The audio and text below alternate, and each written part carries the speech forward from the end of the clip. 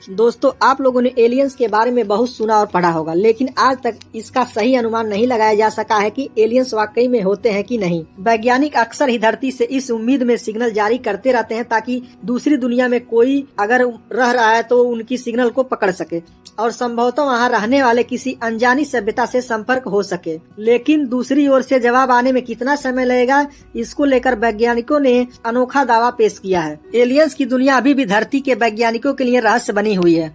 अब तक धरती के अलग अलग हिस्सों पर एलियंस यूएफओ के देखे जाने का दावा किया जा चुका है। इसके चलते ही एलियंस से कम्युनिकेशन की कोशिश भी लगातार की जाती है। इस बीच एक और अनोखा दावा सामने आया है। दरअसल रिसर्च का कहना है कि एलियंस को पृथ्वी का कोई मैसेज मिला होगा, लेकिन धरती पर उसका जवाब पहुंचने में उन्हें 27 साल लग जाता है। ऐसा इसलिए क्योंकि अंतरिक्ष इतना विशाल है कि वहां कम्युनिकेशन ट्रांसफर में लाइट ईयर लग जाते हैं।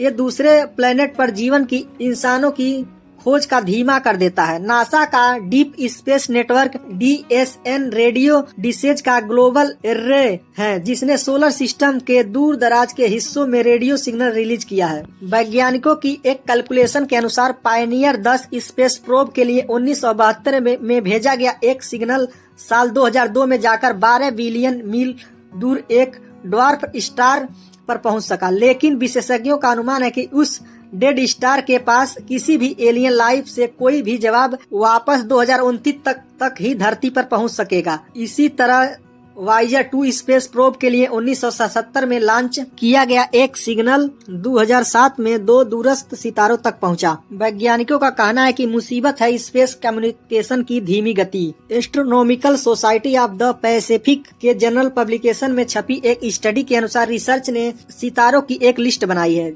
जिन्हें अगली शताब्दी तक धरती से मैसेज मिल सकते हैं। लेकिन स्पेस कम्युनिकेशन की धीमी गति के चलते वैज्ञानिकों को उनके जवाब के लिए लंबा इंतजार करना पड़ सकता है। कुछ वैज्ञानिकों ने चेतावनी भी दी है कि अगर दूसरी दुनिया से कोई जवाब भेजता है तो भी वैज्ञानिक इसे कैच करने में चूक सकते हैं। एक अमेरिकी वैज्ञानिक एस्ट्रोनॉमर मेसी हास्टन, जो स्टडी में शामिल नहीं थे, ने कहा अगर दूसरी दुनिया से कोई जवाब आता है तो इसे पता लगाने की हमारी क्षमता कई फैक्टर पर निर्भर करेगी, जैसे कि हम जवाब के लिए कितना ज्यादा स्टार की निगरानी करते हैं और कितनी देर तक यहाँ से वापसी का सिग्नल हम तक पहुँचेंगे। इधर अमेरिका के कैलिफोर्निया यूनिवर्सिटी के रेडियो एस्ट्रोनॉमर जीन ल्यूक मोरगेट ने कहा कि हमारे छोटे और इनफ्रीक्वेंट ट्रांसमिशन से दूसरे ग्रहों पर जीवन का पता लगाने की संभावनाएं नहीं है। उन्होंने कहा कि पृथ्वी के रेडियो ट्रांसमिशन द मिल्की वे के 10 लाखवें हिस्से तक ही हम पहुंच सके हैं